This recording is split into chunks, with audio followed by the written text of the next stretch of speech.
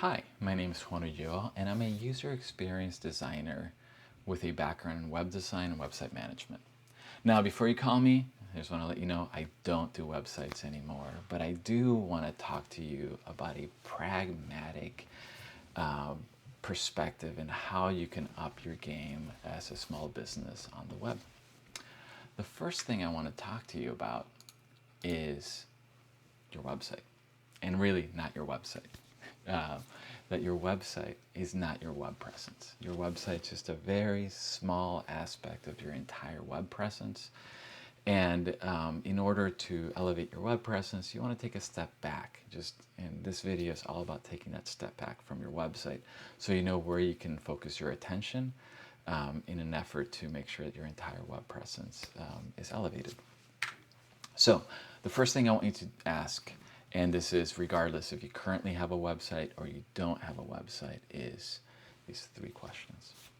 What customer problem are you trying to solve with your web presence? This should be a lot like just what your business is all about, right? How does your customer go about solving that problem today? Like, what are they searching for? Like, especially as it relates to your web presence, like when they go online and they have a particular problem and they are in front of a search engine, what are they typing for, right? What are they searching for? And what's that whole experience that leads them to your website or some other aspect of your web presence? And you want to make sure that you show up in that journey that they have, because you want to be found, right? And then the last one is your web presence currently doing its job, right? When people are doing that search, they have a problem, they're doing a search online, and then you show up in some listing. Is the web presence creating enough of a trust? Like, is it telling the story that that you can actually solve that problem for your customer, and do they have a method to reach out to you, to connect with you, so they can start doing business with you, right? So if you don't know the answers to those questions, I recommend that the first thing that you do is go talk to your customers. You probably have current customers that you could talk to. If it's a brand new business, you might want to talk to people that could be prospective customers, or people who you can put in that mindset, right? Like if you have a consultancy of a particular topic, let's say it's diversity consultancy, talk to somebody and say, hey, put yourself in the mindset that you want to get like a diversity trainer to come to your particular business. What would you search for, right? And just get them to start thinking about that, right? And like, what's the questions that they need to answer? So you want to make sure that all those questions are answered somewhere through the entire web presence that you offer. The best thing that you could do is actually get them in front of a screen, whether it's a smartphone or a computer, and just watch them solve that problem. Watch them get to your business. Get them to think out loud as they're searching and as they're like clicking through the different websites, whether it's search results or like business listings and so forth. So you can see what is going through their head as they're trying to solve their particular problem and trying to like build trust with the particular business that they interact with online. Overall, your entire web presence needs to answer three basic questions. There's more, but there's three basic ones. Who are you? What do you offer? And how do I reach you? As a customer or prospective customer, those are three basic questions. And ultimately, you're trying to build trust through that whole setup. Trust that I can actually do business with you, and that you'll do a great job, whether through products and services, or if you're a restaurant, that you're going to offer like really delicious food for me. So, as I've alluded to before, it all starts through the search engine. Arguably, it starts before they even boot up their computer or grab their cell phone. But for the purposes of your web presence, let's say 99% of the time it starts with a search engine, right? Most likely it's Google or Microsoft Bing, or Google or Microsoft Bing. And then there's a few other search engines that people have that they might prefer to use. There's a few cases depending on your type of business, where they'll start at a directory listing or some type of a review site like Yelp.com or Angie's List, maybe even Better Business Bureau. It depends on the business type that you're in. If you don't know what those directory listings are, talk to your customers. What do they use? But it mostly always starts with Google, right? So you got to think about what people are searching for to get to your website. Whether you have a website or don't have a website, you got to think about what they're searching for, because then you know what you need to do in your overall web presence to improve it.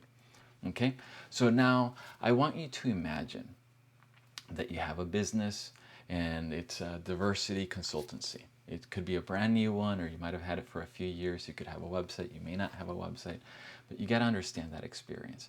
And let's imagine that I work for a particular company who is looking to bring diversity trainers to train my workforce in certain aspect of diversity. Let's say it's like white privilege or like whatever, right? So there's a bunch of things that I could be searching for. It could be diversity training consultant, right? So I go to Google, type in diversity training consultant, I press enter, and you'll notice this is what you got to understand, like what shows up for that particular set of keywords, diversity training consultant. So on my browser today, you'll see a whole bunch of ads for that particular set of keywords. And you have control over those ads in the sense that you can pay Google to put your business website in there, and you have control over the words that show up. Later on, I'll have a video about kind of dealing with advertisements, or at least giving you an overview of how that works. Next, you'll notice that there's some information, kind of generic information that Google threw in. And then you start showing, you get some websites like Best Diversity Inclusion Consultancy. And then now you get to like a particular business showing up and so forth.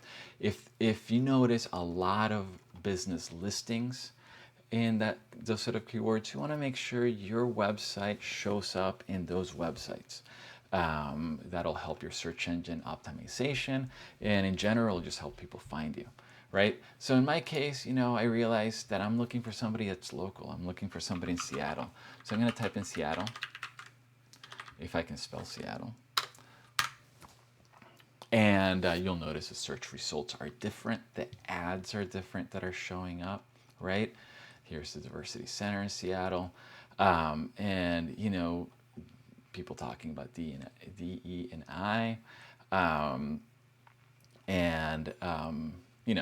Think about the search results. If these are different companies than yours, think of them as your competitors.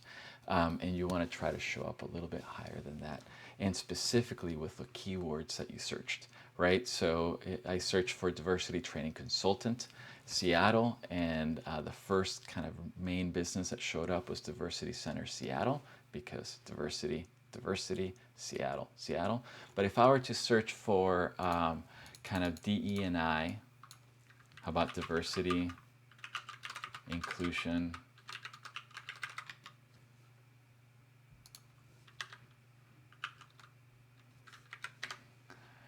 I'm even gonna, well, maybe I can leave the misspelling. Training, Seattle. You'll notice that those search results that show up, all the ads, they're actually all different. Diversity Center Seattle actually continue to show up as like the first main hit, but all the other websites seem to be a little bit different than the other search results that we found before. So it all depends on the keywords that you use on your website and so forth. But it's not all about just search results and landing on your particular website. I'm going to talk about a different example, which is what if you own a restaurant, right? Mexican restaurant, let's say in this case, I don't know, some restaurant in Bothell. And I'm hungry, I'm a potential customer, and I want to eat some tacos, right? So I'm going to search for a Mexican restaurant. But I might actually search for something near me or near like a town close to me. So I'm going to search for Mexican restaurant Bothell. Now, notice what happens here. Google Maps shows up right away, right? The first hit's Pasión Tequila, and I'm gonna try to figure out where I wanna eat first. And since that's the first hit, I might actually check that out right away. And like I said, I wanna eat tacos, right? Google search maps shows Pasión Tequila here. It tells me that they're open, so that's great. They close at 10 p.m. They tell me the address. That's awesome. Links to a menu. It looks like it's at their website, pasion-tequila.com, and their phone number, so I can call them right away. I can keep scrolling.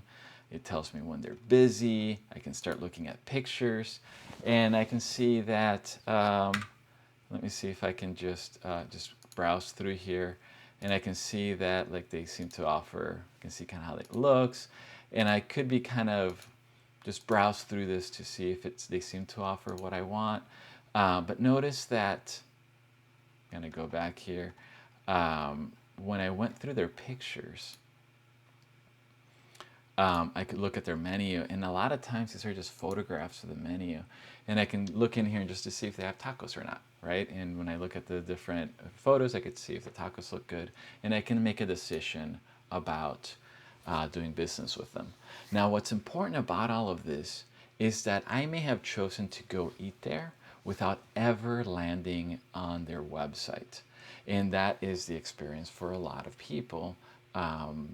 Depending on the type of business, is that you want to make sure that you get into their business listings. So I'm going to try to have a video later on to make sure that you know what you need to do to make sure that you get your business listed in Google Maps, get your business listed in Bing, and like those main key places, so you can start having control over these business listings, because you can add photographs, you can add information, like once you have a website, if you don't already, having a link to your website, maybe if you're a restaurant, link to your menu, and you can even start potentially responding to questions that people might have that they list on these pages, so they can establish trust and go to your website, go to your business before going to anybody else's. Cool. Awesome. Thank you. This concludes my first video on the subject. My name is Juan Ulloa, and later on we'll talk about other aspects of your web presence. Thank you.